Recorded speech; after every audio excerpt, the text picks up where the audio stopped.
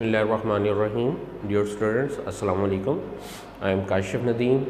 आज हम chapter number 11 biology 10th class का लेक्चर नंबर 11 जो है वो स्टार्ट करने जा रहे हैं। टॉपिक है हमारा osmotic adjustment in plants. Osmotic adjustment in plants में अगर हम बात करें तो प्लांट्स को on the basis of the availability of the water we can divide into 3 categories। अब ये कौन सी कैटेगरीज हैं? पहली है hydrophytes,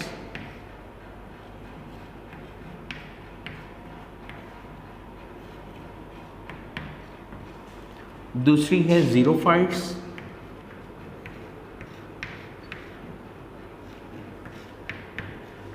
and third one is the halophytes.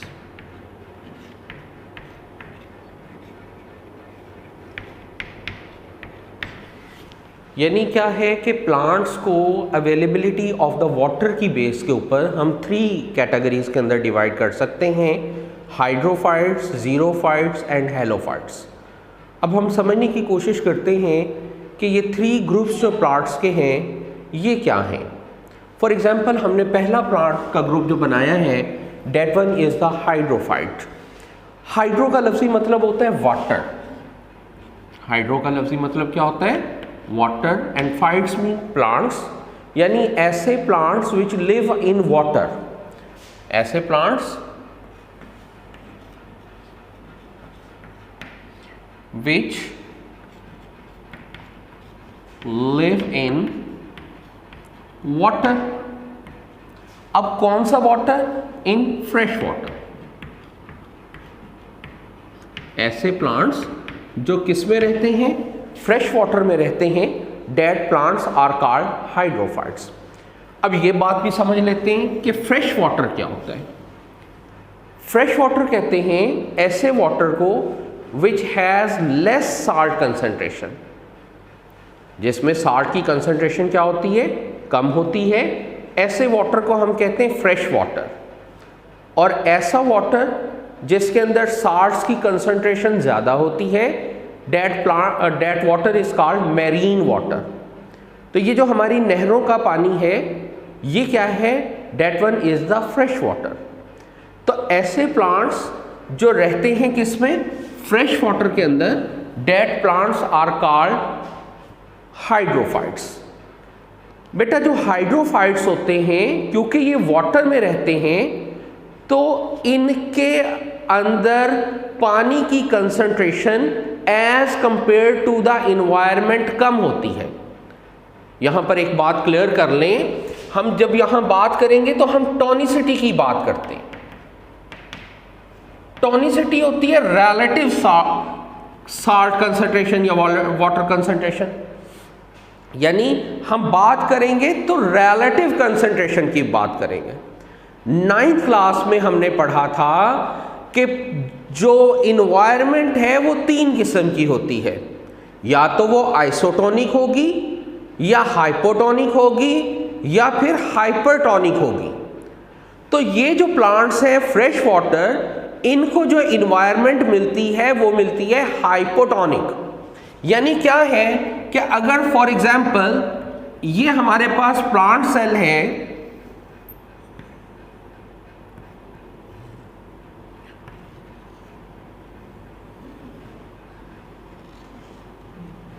तो इस प्लांट सेल के अंदर as compare to the environment water concentration जो है वो यहां पर इन्वायरमेंट में क्या है? ज्यादा है, मोर है। जबकि विद इन द सेल जो है वो वाटर कंसंट्रेशन क्या है? कम है, लेस है।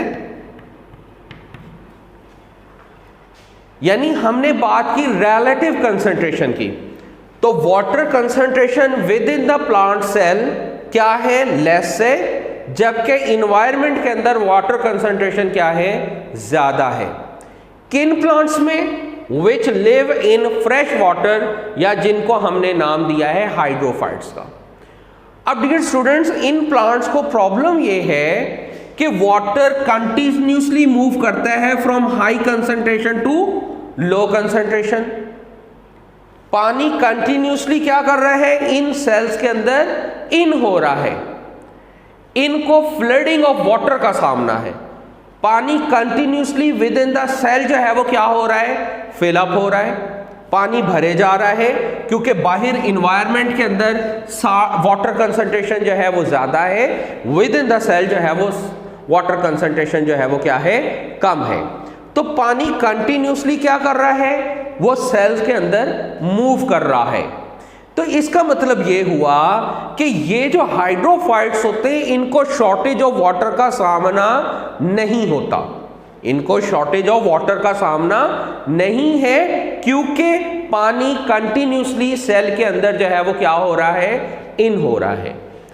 अब इनको प्रॉब्लम क्या है, प्रॉब्लम ये है कि वाटर क्योंकि कंटिन्यूसली इन हो रहा है तो इनके अंदर तो पानी एक्सेस है, तो इनको जरूरत इस बात की है कि ये जो एक्सेस वाटर जो कंटिन्यूसली इन प्लांट्स के अंदर एंटर हो रहा है ये उनको क्या करें, अपनी बॉडी से एक्सपेल करें। भाई अब एक्सपेल करने के लिए इनके पास जो मैकेनिज्म है, या आप यूं कह लें कि इन्होंने जो अपने आप को अडॉप्ट किया है वो यूं किया है कि इनके जो लीफ है वो लार्ज साइज के होते, इनके जो लीफ हैं वो क्या होते हैं, लार्ज साइज के होंगे। भाई जितना बड़ा लीफ होगा उतना उसका सरफेस एरिया ज्यादा होगा for the evaporation of water. फिर से रिपीट कर देता हूं कि इनके लीफ का साइज जो है वो क्या होता है, बड़ा होता है। जब लीफ का साइज बड़ा है तो सरफेस एरिया भी क्या है, ज्यादा है, जिसकी वजह से जो वाटर की एवेपोरेशन रेट है वो क्या हो जाएगा, ज्यादा हो जाएगा। तो इस तरह से जो वाटर कंटिन्यूसली इन हो रहा है वो उसको क्या कर दिया जाएगा, उसको एक्सपेल किया जाएगा by the evaporation, by the transpiration. दूसरा मेथड जो इन्होंने अडॉप्ट किया है, that they have a large number of stomata, number of stomata on upper epidermis.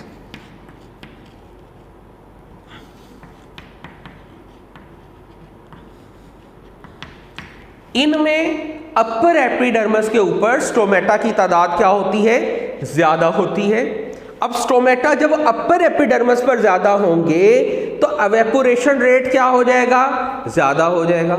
जबकि जो खुश्की पर प्लांट्स होते हैं, ड्राई इन्वायरमेंट में होते हैं, उनकी लोअर एपिडर्मिस में स्टोमेटा की तादाद ज्यादा होती है।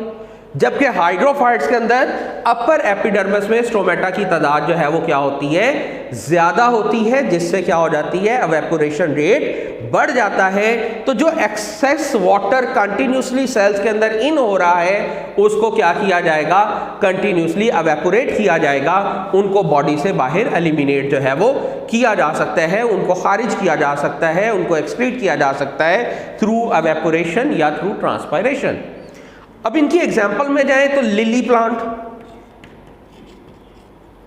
यानी ऐसा ये that one is also present in the fresh water. आपने देखा होगा कि इनके पत्ते बड़े बड़े बढ़ते हैं, लार्ज लीफ जो है वो होते हैं, तो लार्ज लीफ की वजह से एवेपोरेशन रेट जो है वो ज्यादा हो जाता है। हाइड्रोफाइट्स को रिपीट कर लेते हैं कि हाइड्रोफाइट्स ऐसे प्लांट्स होते हैं विच लिव इन फ्रेश वाटर, जो फ्रेश वाटर में रहते हैं। ये कंप्लीटली सबमर्ज हो सकते हैं या फिर पार्शली सबमर्ज होंगे in the water, partially submerge होंगे या फिर कंप्लीटली सबमर्ज होंगे। इनको प्रॉब्लम क्या है, प्रॉब्लम यह है कि वाटर कंटिन्यूसली सेल के अंदर इन हो रहा है। करना क्या चाहिए, करना ये चाहिए कि एक्सेस वाटर को बॉडी से बाहर रिमूव करना है। रिमूव करने के लिए जो मैकेनिज्म अडॉप्ट किया, जो अडॉप्टेशन ली, वो क्या है, विद लार्ज लीफ, ताकि एवेपोरेशन रेट ज्यादा हो जाए। स्टोमेटा की तादाद अपर एपिडर्मिस पर ज्यादा कर दी गई ताकि एवेपोरेशन रेट को जो है वो इन्हेंस किया जा सके, बढ़ाया जा सके, ताकि एक्सेस वाटर को जो है वो रिमूव किया जाए। तो इस तरह से ये इस काबिल हुए कि they can live in the fresh water, ये फ्रेश वाटर में रहे। दूसरा जो ग्रुप हम पढ़ने जा रहे हैं, that one are the xerophytes. Xerophytes ऐसे प्लांट्स होते हैं which live in dry environment.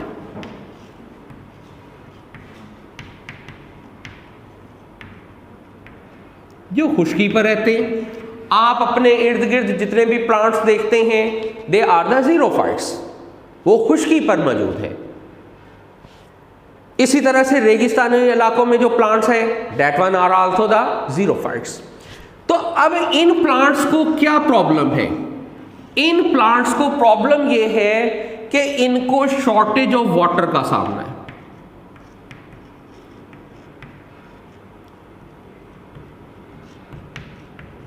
Environment खुश्क है, अवेपोरेशन रेट ज्यादा है, कंटिन्यूसली पानी अवेपोरेट कर रहा है। जब पानी अवेपोरेट करेगा तो इनको प्रॉब्लम क्या आई? शॉर्टेज ऑफ वाटर का। अब इनको करना क्या चाहिए? इनको करना ये चाहिए कि ये अपने वाटर को कंजर्व करें, महफूज करें, उसको एवेपोरेशन से रोकें, उनको बॉडी से बाहर निकलने से रोकें। अब इन्होंने इस काम के लिए क्या किया? नंबर 1, इन्होंने ये किया कि इनके जो लीफ का साइज है वो स्मॉल है। हमेशा ज़ीरोफाइट्स के लीफ जो है वो क्या होते हैं? छोटे साइज के होते हैं। इवन जो प्लांट्स रेगिस्तानी इलाकों में पाए जाते हैं, डेजर्ट्स के अंदर पाए जाते हैं, उनके लीफ नीडल शेप होते हैं, बहुत ही शॉर्ट सरफेस एरिया होता है, नीडल शेप होंगे, जिससे क्या होगा? स्मॉल लीफ का फायदा ये हुआ कि सरफेस एरिया कम हो गया। जब सरफेस एरिया कम हुआ तो एवेपोरेशन रेट जो है वो क्या हो गया?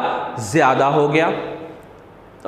एवेपोरेशन रेट कम हो गया, क्योंकि लीफ छोटा है, तो लीफ छोटा होने की वजह से एवेपोरेशन रेट जो है वो क्या हो जाएगा? कम हो जाएगा। दूसरा, इनमें जो स्टोमेटा है वो लेस होते और लोअर एपिडर्मस पर मौजूद होते हैं।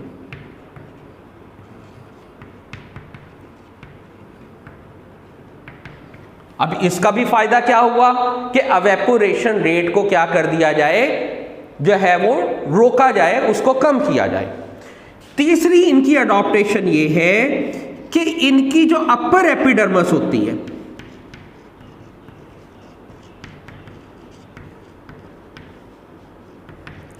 इसके ऊपर एक वैक्सी क्यूटिकल मौजूद होती है।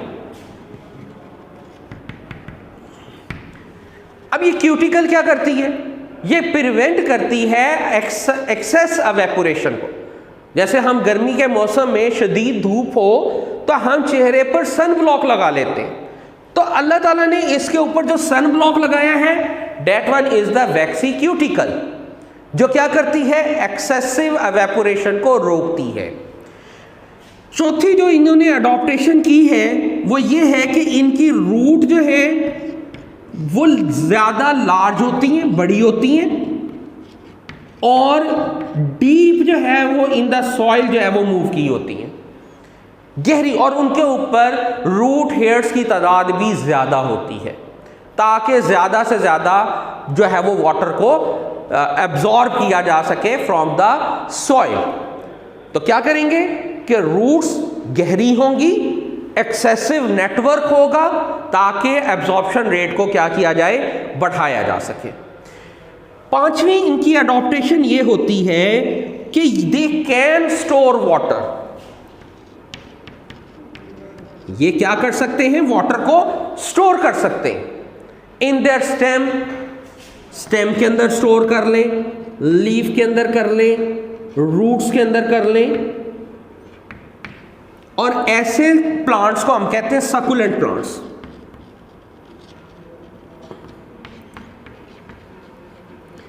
यानी ऐसे प्लांट्स जो क्या कर सके? वाटर को स्टोर करने की कैपेबिलिटी हो। जैसे कैक्टस है, उसके अंदर क्या होता है कि वाटर स्टोर हो जाता है इन देयर जो है वो stem and in their leaves, ताकि जो है वो at the time of the crisis जो है वो उस वाटर को क्या किया जा सके? यूज किया जा सके। तो इस तरह से ये प्लांट्स ज़ीरोफाइट्स इस काबिल हुए कि ये कहां पर रह सकें? एक खुश्क इन्वायरमेंट के अंदर, ड्राई इन्वायरमेंट के अंदर जो है वो सर्वाइव कर सकें। तीसरा जो ग्रुप है प्लांट्स का, इसको हम कहते हैं हेलोफाइट्स। हेलोफाइट्स डियर ऐसे स्टूडेंट्स होते हैं विच लिव इन मैरीन वाटर, जो समुद्रों में पाए जाते हैं। और मैरीन वाटर में साल्ट की कंसंट्रेशन क्या होती है, वो हमेशा ज्यादा होती है, मोर होती है, एक्सेस साल्ट जो है वो मौजूद होते हैं। इसका मतलब ये हुआ कि ये जो प्लांट्स हैं इनकी जो इन्वायरमेंट है वो हाइपरटोनिक है,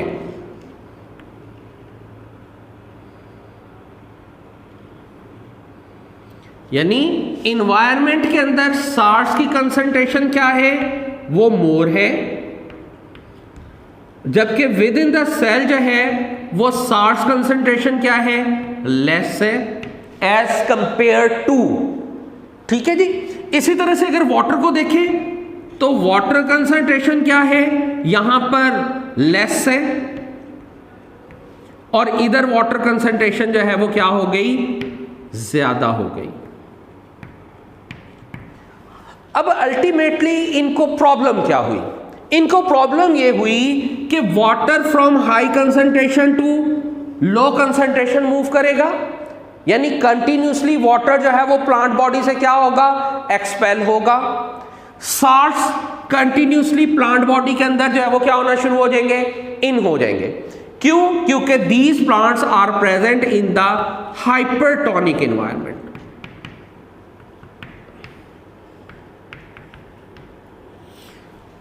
मैं फिर कह रहा हूं कि यहां पर हम रिलेटिव साल्ट कंसंट्रेशन की बात कर रहे हैं, रिलेटिव कंसंट्रेशन की बात कर रहे हैं, हम टॉनिसिटी की बात कर रहे हैं कि as compare to the cell environment में ये चीज ज्यादा है, ये कम है।